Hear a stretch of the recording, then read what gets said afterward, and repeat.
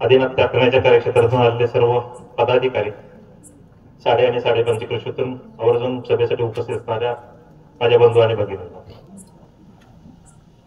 तसं पाहिलं तर उजनी धरण झालं आणि उजनी धरणाच्या बॅकवॉटरमुळे करमाळा तालुक्याचा एक भाग वेगळा झाला आणि पूर्व भाग हा वेगळा राहिला. मामा आदिनाथ सहकारी साखर कारखाना ज्यावेळेस होत होता, त्या आदिनाथ सहकारी साखर कारखान्याचे शेअर्स घेण्यासाठी या भागातील लोकांची तशी आर्थिक क्षमता नव्हती.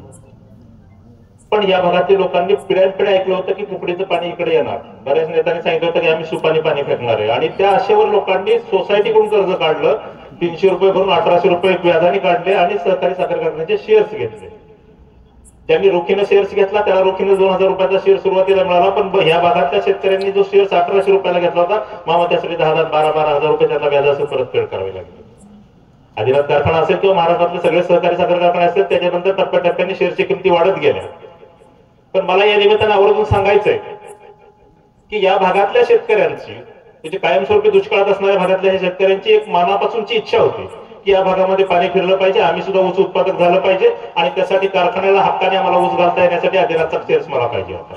आणि म्हणून या लोकांनी त्या आशेपोटी शेअर्स घेतले. आज त्या गोष्टीला कारखाना सुरू होऊन बरेच वर्ष झाले. 2014 सालापर्यंत या भागातील शेतकऱ्यांना ऊस तर कधीतरी या भागात पिकतो. ज्या वर्षी पाऊस ज्यादा होईल त्याच भागात त्या वर्षी ऊस होतो, आणि ज्या वर्षी ऊस झाला त्या वर्षी आदिनाथ कारखाना असेल किंवा कुठल्याही कारखान्याला असेल, ऊस अतिरिक्त वाटतो होतो. आणि मग या भागातल्या शेतकऱ्यांची पंचायत होती की ऊस उत्पादन तयार झालं तरी आदिनाथ कारखाना किंवा कुठला कारखाना ऊस क्रशिंगला घेऊन जात नाही. आणि किमान 2014 पर्यंत आदिनाथ कारखान्याच्या सभासद म्हणून या भागातल्या शेतकऱ्यांना 50 किलो साखर जरी मिळत होती, तर 2014 पासून मामा ते साखर मिळायचं बंद झालं. आणि सर्वांनाच माहिती की आदिनाथ सहकारी साखर कारखाना हळूहळू आजारी पडत गेला, कारखाना बंद झाला. वेगवेगळ्या नेत्यांनी त्यामध्ये सत्तेचं पान चाकलं. मलाही आपल्या सर्वांच्या सहकार्यांनी 5 वर्ष आदिनाथ सहकारी साखर कारखान्याचं संचालक म्हणून काम करायचं आहे, आणि मला म्हणूनच आदिनाथ सहकारी साखर कारखान्यामध्ये काय काय घडतं, कारभार कसा चालतो ते जवळून बघता आलं. मामा मी आवर्जून इथं सगळ्या माझ्यासमोर कबूल करणार आहे की केपी संचालकामध्ये मी संचालक होतो, माझ्या समोर ते लक्षात आलं आदिनाथ कारखाना अडचणीत चाललाय. पण त्यातला एक किंवा कुणीच त्या कारखान्याला वाचवू शकलं नाही, कारण त्याचं सगळ्यात मोठं कारण की राजकीय इच्छाशक्ती. आणि म्हणून आज आवर्जून आपल्या दृष्टीने एक संधी उपलब्ध झाली की आजारी असणाऱ्या साखर कारखान्याला कुणीतरी डॉक्टर पाहिजे की ज्याचं निदान आणि उपचार करणारा तो परफेक्ट डॉक्टर पाहिजे. आणि अशा स्वरूपाचं नेतृत्व आज सुदैवाने मामाच्या रूपाने आपल्याला मिळाले. आज तालुक्यातल्या सर्वच नेत्यांनी आदिनाथ कारखान्याच्या बाबतीमध्ये भाषणामध्ये सांगितलं, प्रत्यक्ष काम केलं, पण काम करत असूनही त्यांना अपयश आलं आणि आदिनाथ कारखाना बंद पडला. आज या परिस्थितीमध्ये सभासदांच्या ऊसाची अडचण झाली. काही दिवस मामांच्या कारखान्यामुळे थोडासा रिलीफ आपल्याला मिळाला की हक्काने आपल्याला मामाला सांगता आलं की आमचा ऊस मामा घेऊन जावा. मामांना या तालुक्यात नेतृत्व करायचं असल्यामुळे मामांनी ती जबाबदारी उचलली आणि आपल्याला कुठेतरी थोडंसं सहकार्य झालं आणि आपल्या ऊसाची विल्हेवाट व्यवस्थित पद्धतीने लागली. परंतु या भागामध्ये त्या दरम्यानच्या काळामध्ये दहेगाव उपसा सिंचन योजना सुरू झाली. 5 वर्षामध्ये आपण सर्वांनी पाहिलं की या दहेगाव उपसा सिंचनच्या योजनेचे आवर्तन किती व्यवस्थितपणे चालले. त्याचं एकमेव कारण काय, मामा आदरणीय देगा मामांनी ज्यावेळेस दहेगाव उपसा सिंचन योजनेचं काम सुरू केलं होतं, मी ते सगळं जवळून पाहिलं होतं. आणि आपण आमदार झाल्यानंतर ही दहेगाव योजनेचं चालण्याचं काम मी पाहिलं. राजकीय हस्तक्षेप जर योजनेमध्ये झाला नाही तर बंधूंना निश्चितपणे योजना चालते. आता माझ्या मित्रांनी सांगितलं की कार्यक्षेत्राच्या बाहेरच्या गावाला पाणी दिलं गेलं आणि हक्काची गावं घ्यायची म्हणजे, परंतु मला या निमित्ताने आवर्जून सांगायचंय की कार्यक्षेत्रातल्या गावातल्या लोकांनी निश्चितपणे दहेगावचं आवर्तन येणार आहे म्हणून पिकं केले. आणि जी कार्यक्षेत्राची बाहेरची गाव होती त्यांना माहितच नव्हतं की आपल्याला पाणी येणार आहे, त्यांनी त्या दृष्टीने पिकं केली नाहीत. पण केवळ राजकीय स्वार्थ डोळ्यासमोर ठेवून अशा गावाला पाणी द्यायचं की जिथं गरज नाही, तिथं शेतकरी आहेत मलाही माहिती. पण त्यांना निश्चितपणे जर वर्षाची 4 रोटेशन मिळत असतील तर त्यांना पाणी सोडणं योग्य. तुम्ही नुसतं निवडणूक कुठली तरी आली नाही येणाऱ्या गावात, त्या कार्यक्षेत्रात नसणाऱ्या गावात त्याला पाणी सोडलं तर अमक्याने पाणी आणलं म्हणून ते लोक 4 दिवस तुमचा डोल पडवणार आहेत. परंतु ज्या भागासाठी जी योजना आहे त्या भागातल्या शेतकऱ्यांनी त्या योजनेच्या भरोशावर पिकं केलेली, आज ती पिकं जळायला लागली. आणि अशा परिस्थितीमध्ये निश्चितपणे मामाच्या नेतृत्वाची आपल्याला गरज वाटते आणि आठवण येते. मी या निमित्तानं आपल्याला एवढंच सांगू इच्छितोय की आदिनाथ कारखान्याच्या निवडणुकीच्या निमित्तानं आपल्या ह्या पूर्व भागातल्या लोकांना एक अतिशय चांगली संधी उपलब्ध झालेली आहे.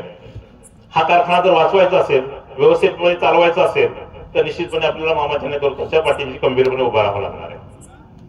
आणि म्हणून येणाऱ्या 17 तारखेला मामांच्या पॅनलचं चिन्ह आहे पतंग. या पतंगाच्या चिन्हावर आपण रबडी फुलीचा शिक्का मारावा. मी आवर्जून सगळ्यांना सांगा, सर्वांना माहितीच आहे, परंतु 20 मतदान आपल्याला करायचे आणि शाळेमध्ये त्याचं केंद्र झालेलं आहे, मतदान केंद्र. आमची गोटी इथंच आहे. मी बाबा तुम्हाला आणि साडेकरांना सगळ्यांना आवर्जून सांगू इच्छितो की आदिनाथ कारखान्याचे जुने सभासद आहेत, त्याच्यामध्ये मयतांची संख्या खूप आहे. माझ्या गावात 227 सभासद आहेत, त्याच्यापैकी 65 सभासद मयत आहेत.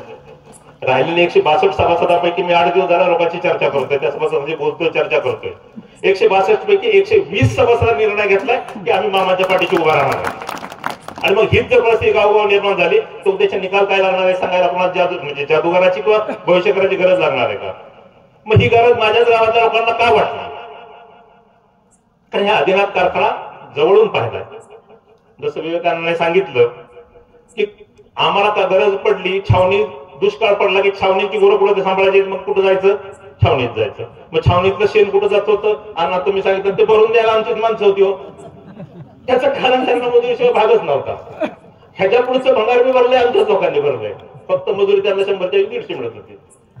मग या परिस्थितीत बंधून आपण सर्वसामान्य शेतकरी, सर्वसामान्य सभासद म्हणून आपण हा निश्चितपणे विचार केला पाहिजे की चांगल्या नेतृत्वाला आपण जोपासलं पाहिजे, त्यांच्यावर जबाबदारी सोपवली पाहिजे आणि आपली संस्था आपण स्वतः वाचवली पाहिजे. यासाठी मी आपल्याला विनंती करण्यासाठी या ठिकाणी उभा आहे.